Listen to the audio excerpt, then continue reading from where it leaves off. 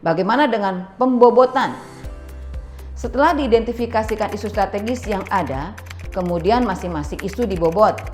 Dalam menentukan pembobotan dilakukan FGD untuk memahami usulan dan masukan tentang berbagai isu strategis.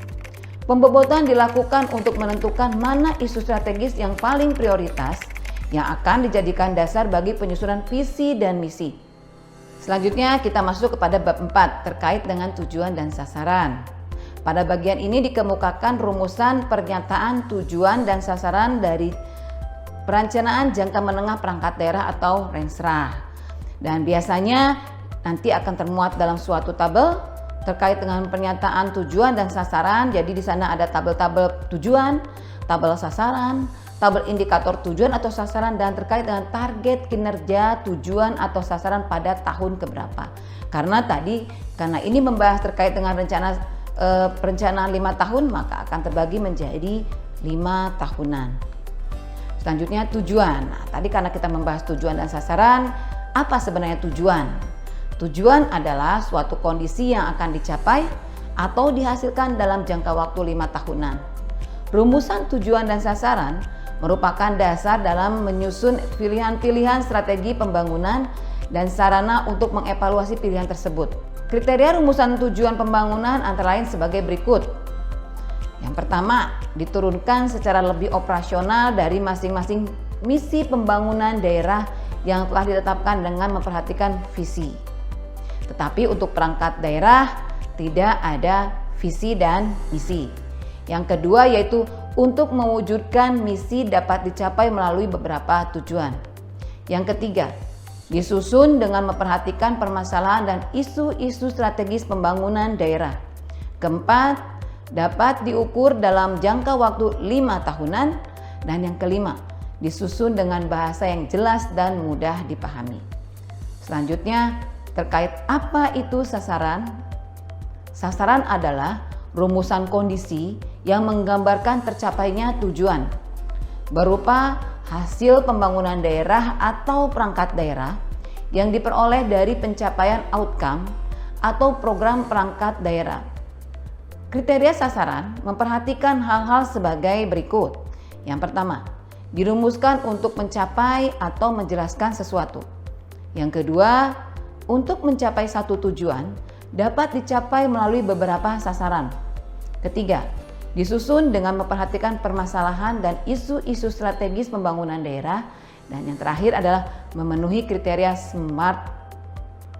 Selanjutnya, bagaimana cara untuk menentukan langkah-langkah perumusan tujuan yang sasaran? Pertama, cara untuk menentukan perumusan tujuan dan sasaran, merumuskan rancangan pernyataan tujuan dari setiap misi dan melihat kesesuaian dengan program kepala daerah terpilih. Kedua, menguji apakah rancangan pernyataan tujuan dapat memecahkan permasalahan dan isu-isu strategis pembangunan daerah. Dalam hal pernyataan tujuan belum sepenuhnya memecahkan permasalahan dan isu-isu strategis pembangunan daerah, maka pernyataan tujuan itu harus disempurnakan. Yang ketiga, merumuskan rancangan pernyataan sasaran dari setiap tujuan. Yang keempat, merumuskan indikator tujuan dan sasaran yang terukur, sekurang-kurangnya memenuhi indikator sasaran pokok RPJPD periode RPJMD berkenaan. Dan yang terakhir, bagaimana menentukan langkah-langkah perumusan tujuan dan sasaran adalah menyelaraskan rancangan pernyataan sasaran dan capaian indikator yang terukur terhadap pernyataan arah kebijakan dan sasaran RPJMN untuk penyusunan rancangan awal RPJMD. Selanjutnya terkait dengan bab 5, terkait dengan strategi dan arah kebijakan, nanti akan dibuat suatu tabel pernyataan yang berisi yang pertama yaitu visi. Visi disesuaikan dengan periode RPJMD berkenaan. Yang kedua, misi. Misi juga diisi dengan RPJMD periode berkenaan. Selanjutnya, apa isi dari strategi dan arah kebijakan? Berisi pertama adalah tujuan. Selanjutnya adalah sasaran. Ketiga adalah strategi. Dan keempat adalah arah kebijakan. Selanjutnya terkait dengan tujuan, strategi, sasaran, dan arah kebijakan perangkat daerah.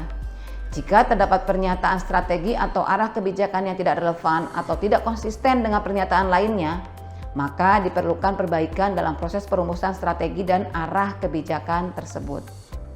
Nah, bagaimana cara merumuskan strategi dan arah kebijakan? Nah, ini adalah pengertiannya dulu. Bahwa strategi merupakan ilmu, seni, atau wawasan yang diperlukan oleh pemerintah daerah dalam memanajemen setiap program kegiatannya dengan merintis cara, langkah atau tahap untuk mencapai tujuan. Sedangkan untuk pengelolaan pembangunan daerah perlu adanya manajemen strategis yang menetapkan tujuan pemerintah daerah serta pengembangan kebijakan dan perencanaan untuk mencapai visi dan misi kepala daerah melalui pemberdayaan setiap potensi sumber daya yang ada.